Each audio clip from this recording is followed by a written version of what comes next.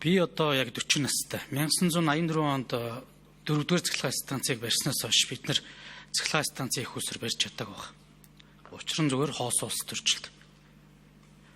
Дулааны нэг станц барьсан амгалангийн алдаг оног ажилдаг. Ийм л байна. За уулуурхаан томоохон төслүүд явж байгаа. Бараг манай хэрэглэх газрын дараа 30 сая бас онж хэлжсэн шүү дээ. Цингэн гишүүнтэй чацуу урааны төслүүд лөө гэдэг.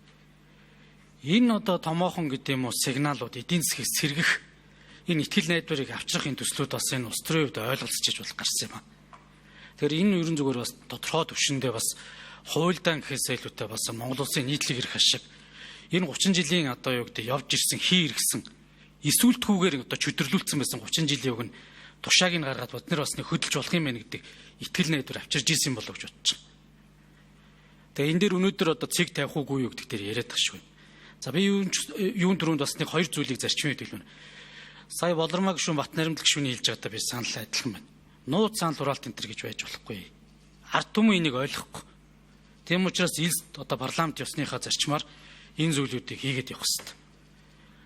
Энийг нууц хоримлоо оруулна гэдэг бол цаана хуультай явна л гэсэн үг. Өнөөдөр яг зүгээр ингээд нэг хэд сонгогдоод ирэхээр нэг сайд болох юм тачаалдтай юм л. Энэ тачаал ерөнхийдөө бас энэ одоо бүх зүйлүүдийг сэтрээдэг. Намтар дээр ямар ч байсан нэг сайдгээ бичиж ус төрөөс буух ёстой гэж ийм нэг ийм жижигхэн бодлууд бас байд юм байна ус төрчдөд.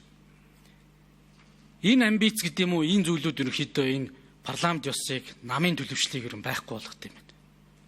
Энийг одоо харж л байна залуу хүний хувьд. Тэгэхээр энэ зүйл рүүгээ явж байгаа учраас бас ил тодор явах ёстой.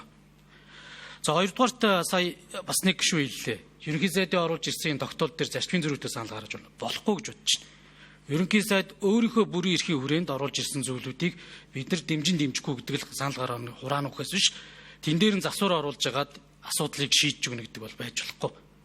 Тийм учраас би энийг одоо бас зарчмын хувьд хэлмээр байна. За тэгээд яг энэ зовлон бол 1919 оны үндсэн хуулийн өөрчлөлтөө.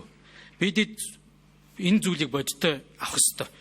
Парламент дээр хуулийг 50 дээр нэмэх нэг босгоор баталдаг энэ заалтыг оруулж яхад миний би хуульч хүний хувьд эсэргүүцэж ирсэн. Энэ ингээд олонх парламентыг бүрдүүлж байгаа олонхоо цөөнхийн гарт барьж өгдөг. Парламент ёсоо хоёрхан парламентын дараа байхгүй болгох энэ заалтыг орууллаа гэдгийг 19 оны үндсэн хуулийн нэмэлт өөрчлөлтийг хийж яхад би ажлын дэд хэсэгт ажиллаж исэн хүний хувьд хэлж ирсэн.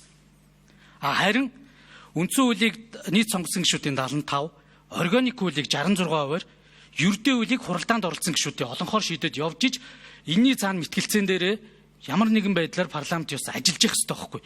Гэтэл өнөөдөр бид нар 50 дээр нэмэх нэг гэдэг энэ зангийг парламент дээрээ тавьчаад энэ ерөнхий сайд хэн байхаас үл хамааран улс төрийн манлал авч явах ч юм чин энэ бодлого шийдвэрийг авч явах бүтцээл харна шүү дээ. Тэгэхээр энэ бүтцийг оруулаад ирэхээр үндсэн хуулийн бус ч гэдэг юм уу, стандарт бус ч гэдэг юм уу энэ зүйлүүдийг ерөөсөө ярьж болохгүй. Хүссэн үсээгүй энэ хоёр эрдэн гэдэг хүн ажиллаж байгаа хэсгээс хамаарат дараа нь хинч байсан хамаагүй. Яг тэр хүний зовлон яг адилхан байх болно. Ардсан намгүйгээрээ ч гэдэг юм уу явах асуудал одоо бас хэцүү. Энийг бол бодиттой л хэлчихье. Байнгын орооны түвшин дээр чи өнөөдөр хуралдаж чадах юм уу гэдгээд бодгол хэрэгтэй. Тэгэхээр энийг одоо бас яг зүгээр хууль зүйн талаасаа би хэлж байгаа. Өөрөө эргээд бид нар 19 онд парламентыг ийм хамтрал руу явуулахаас өөр аргагүй байдал дээр буюу үндсэн хуулийн өөрчлөлтийг хийцэн юм аа. Хийцэн. Энийг хууль тогтоомжийн ангилал батлах ковото зөв болгож иж парламент ёсыг бэхжүүлдэг орнууд авч явдаг болохоос биш манайх шиг бүх хууль.